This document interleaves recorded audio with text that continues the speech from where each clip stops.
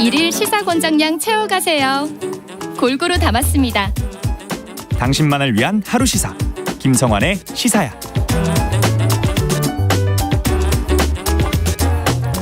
코로나19 신규 확진자 수가 증가하면서 코로나 확진자 수가 반등할 조짐을 보이고 있습니다. 정부는 본격적인 여름 휴가철을 앞두고 재유행에 대비하겠다 이런 방침을 밝혔는데요. 윤석열 정부의 과학 방역이 코로나19 재유행을 막을 수 있을지 이재갑 한림대 강남성심병원 감염내과 교수 연결해서 얘기 나눠보겠습니다. 교수님 안녕하십니까? 네, 안녕하세요. 네, 그동안에 감소세를 계속 이어왔던 코로나19 신규 확진자 수가 다시 좀 증가 추세에 있다 이런 평가가 나오고 있는데요. 최근 추이 어떻게 지켜보고 계십니까? 네, 일단은 많은 전문가들이 이제 이맘때쯤 되면 아마 이제 최저점 찍을 거다. 그리고 이제 이 시기 지나가면 점진적으로 이제 우상향 곡선 하는데 예전처럼 이제 유행 시작하면 갑자기 확 커지는 건 아니고요. 네. 점진적으로 커지면서 이제 8, 9월 넘어가면 그때 이제 꽤 많은 확진자 나올 거다. 이렇게 이제 예측을 하고 있었는데 좀 그대로 예측이 좀 맞아 떨어지고 있다 보시면 될 것 같습니다. 그러면 재유행이 우리 이전에 겪었던 것처럼 갑자기 확진자가 폭증하거나 이런 정도는 아닌 겁니까? 네, 그러니까 이제 왜 그런 차이가 있냐면 그러니까 예전의 유행 같은 경우는 우리가 거리두기를 계속 하던 상황이었잖아요. 네. 그러다 거리두기를 완화하고 있고 거기에 변이가 들어오면서 증폭되면서 유행이 커졌는데 그러니까 지금은 거리두기를 하고 있거나 이런 상황도 아니고 오히려 많은 분들이 감염됐고 백신 맞으면서 유행 자체가 소강 상태가 된 거거든요. 네. 그래서 지금 거리두기를 완화한 어떤 다른 요인이 있는 건 아니고 이제 감염된 분들의 면역도 떨어지고 백신 접종하고 감염되지 않은 분들의 백신 효과도 떨어지다 보니까 이제 그런 효과가 일어나면서 자연적으로 이제 증가세로 돌아서는 거라서 대폭적인 그런 환자 갑자기 늘어나는 패턴들도 아닐 거고 그냥 점진적으로 늘어나지만 그게 누적돼서 또 면역이 떨어지는 분들이 이제 많아지기 시작하면 이제 그때가 8, 9월쯤에 매칭이 되니까 네. 그때 규모가 확 늘어날 거다 이렇게 예상을 하고 있는 겁니다. 근데 왜 숫자가 이렇게 예전처럼 안 줄어드는 겁니까? 그러니까 예전에는 거리두기를 강화해서 꺾었었잖아요. 예. 근데 지금은 거리두기를 전혀 안 한 상황에서 그냥 많이 걸리고 백신 맞고 하는 그러니까 자연스러운 경과를 보이고 있는 상황이기 때문에 아직도 이제 감염 안 된 분들이 꽤 많고 걸릴 수 있는 사람들이 많으니까 숫자가 많이 안 주는 거죠. 근데 해외는 이미 재유행하고 있다 이런 소식이 전해지고 있는데요. 네. 오미크론이 한참 유행하던 때와 비교하면 어떻습니까? 그러니까 이제 미국이나 이제 유럽이 특히 독일하고 미국이 지금 많이 유행 상황인데 미국이 지금 한 달 사이에 한 300만 명 정도 발생을 했거든요. 예. 그러니까 하루에 한 10만 명 수준이에요. 근데 미국이 오미크론 한참일 때 100만 명까지 올라갔었고 델타 한참일 때 30만 명, 40만 명까지 올라갔었거든요. 네. 그러니까 그거에 비해서 유행이 매우 작은 편이기는 하죠. 예전 유행보다는. 근데 이것도 이제 면역이 떨어진 사람 중심으로 되는데 이제 한번 올라가기 시작하니까 떨어지진 않고 계속 그 정도 상황으로 계속 유지되고 있거든요. 네. 그래서 아마 우리나라의 상황도 이제 특별한 아주 새로운 변이가 나타나지 않으면 지난번 오미크론 피크만큼 올라가지 않을 거다. 그래서 이제 지금 예측은 이제 수학적 모델링에서 피크가 한 15만에서 20만 정도가 피크가 되지 않을까 정도 예측하는 이유도 지난 오미크론 유행의 피크보다는 더 커지진 않을 거다라고 많은 분들이 예측을 하고 있습니다. 근데 지금 해외 유입 확진자 수가 계속 증가하는 현상이 나타나고 있거든요. 아무래도 해외에서 좀 더 확진자가 많이 나오고 있는 상황이니까요. 네. 지금 해외 입국자들을 좀 더 방역을 강화하는 이런 방향으로 가야 되는 겁니까? 근데 사실 이제 그렇게 할 수도 없는 게 국내에서 확진된 분들에 대한 법적 격리 정도만 유지하고 다 풀어놨는데 외국에서 오는 분들만 더 강하게 할 수 있는 명분이 사실 없거든요. 근데 어떻든 그나마 남겨놓은 게 외국에서 오면 3일이면 PCR은 어떻든 의무적으로 돌리게 하고 있기 때문에 그거로 외국에서 들어오는 확진자는 놓치지 않겠다 정도 또 들어오더라도 이제 어떤 변이가 지금 외국에서 온 사람 중에 들어오는지는 모니터 하겠다 정도로 지금 대응하고 있다고 보시는 게 맞습니다. 근데 방역 당국은 여름 휴가 전에 백신 접종을 지금 당부하고 있는 상황인데요. 지금 4차 백신 접종률 전체 국민 수의 비율을 한 결과를 보니까 한 9% 정도도 안 되더라고요. 이 지금 접종률을 높이기엔 또 한계가 있는 것 같고 이거 어떻게 해야 됩니까? 사실 저희는 이제 전 국민의 9%를 문제 삼기보다는 왜냐하면 60대 미만은 현재 접종하라고 얘기를 안 하고 있는 상황이라 저희가 걱정하는 거는 그러니까 60대 이상이 3차 접종까지 89.8% 거의 90% 맞으셨거든요. 예. 근데 지금 그분들이 30% 조금 넘게 맞았어요. 지금 4차 접종을. 네.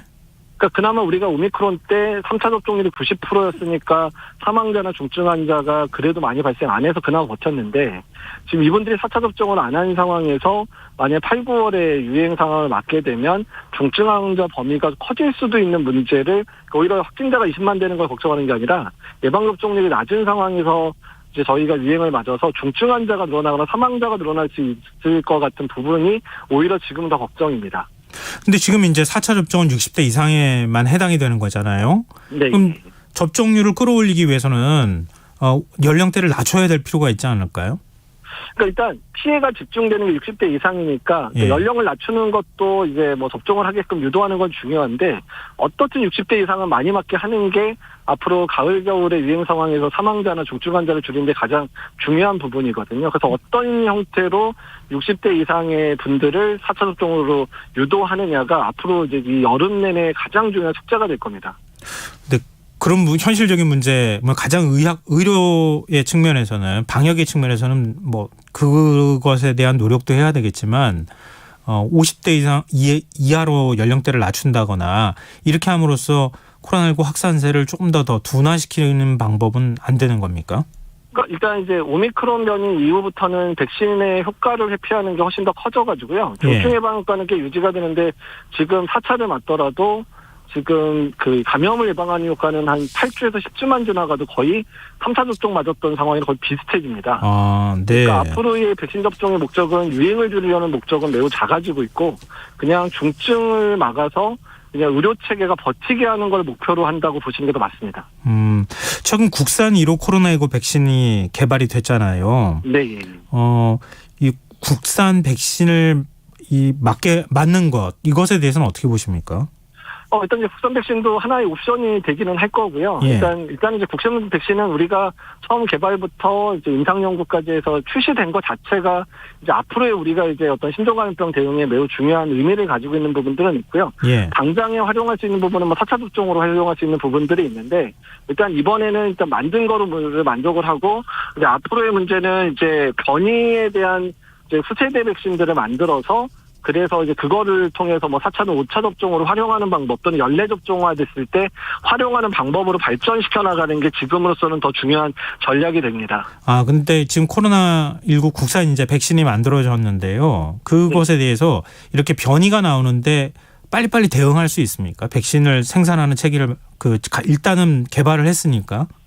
일단은 이제 이번에 이제 모든 공정이랑 이런 게 확립이 됐고 한번 다 거쳐서 만들었기 때문에 예. 변이에 대한 이제 백신을 만드는 거는 이제 이것도 어차피 유전자 재조합을 형태로 만드니까 유전자 재조합 시켜서 유전자는 변이시키면 다시 후보물질 만들 수 있고 출시하는 데까지 시간은 다 많이 단축이 되거든요. 그래서 변이 바이러스에 대한 백신을 추가로 만드는 거는 그렇게 어렵지는 않은 상황이라고 보시면 됩니다. 국산 백신을 맞는 데 있어서의 뭐 의학적으로 좀 더 위험하다거나 그런 건 아닌 거죠?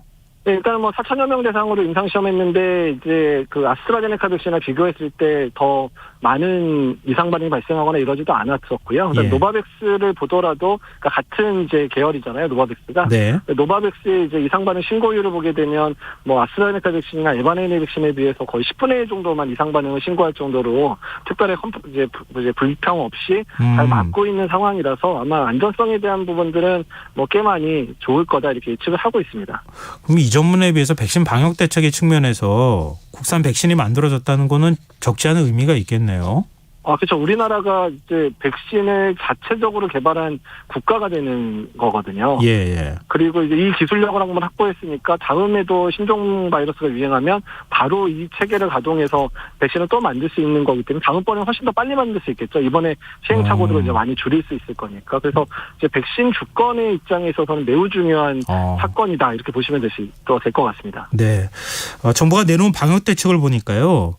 진단검사, 진료, 치료제 처방이 다 가능한 원스톱 의료기관을 늘려나간다. 이런 내용이 들어가 있습니다.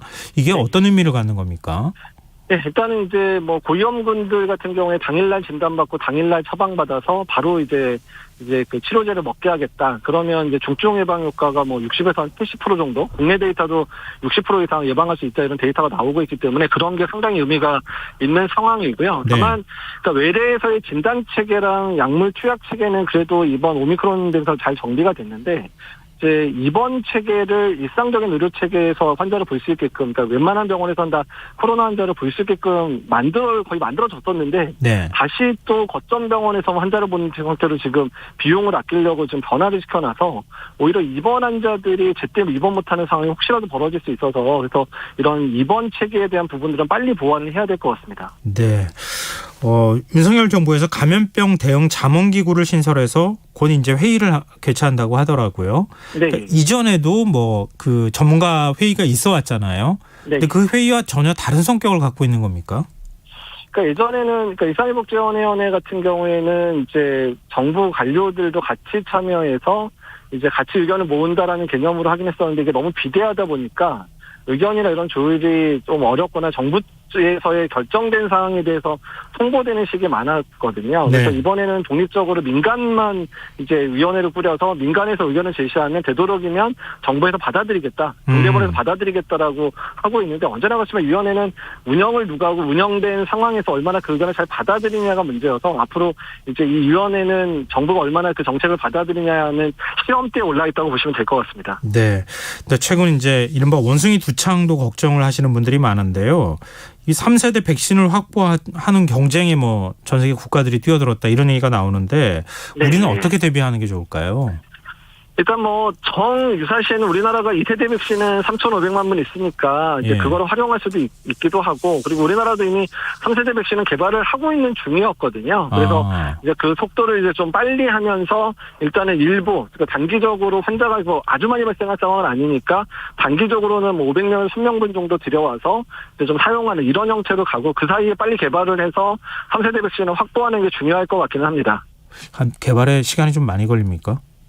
아까 이게 워낙에 이제 그 두창 백신이었기 때문에 네. 생물 테러를 대비하기 위해서 만든 백신이라 네네. 가지고 네. 임상 시험 단계는 2단계까지만 해도 대부분 승인을 해주거든요. 그래서 네. 자체가 그렇게 어렵지는 않을 것 같습니다. 예. 네, 알겠습니다. 오늘 말씀 여기까지 듣겠습니다. 말씀 고맙습니다. 네, 감사합니다. 네, 지금까지 이재갑 한림대 강남성심병원 감염내과 교수였습니다. KBS 1라디오 김성환의 시사 1부 순서는 여기서 마무리하고요. 2부에서는 화제성 뉴스를 살펴보는 밤참 뉴스 심야음악다방 순서로 찾아뵙겠습니다. 전 11시 정각 2부에 다시 찾아오겠습니다.